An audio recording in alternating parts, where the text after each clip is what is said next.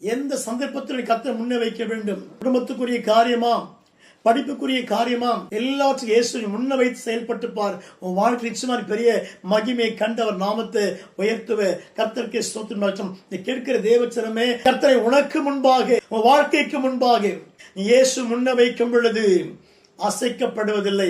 கர்த்தரை எப்பொழுதும் எனக்கு முன்பாக கர்த்தர் நிச்சயம் இருப்பார் என்று நாம் விசுவாசிக்கிறோம்.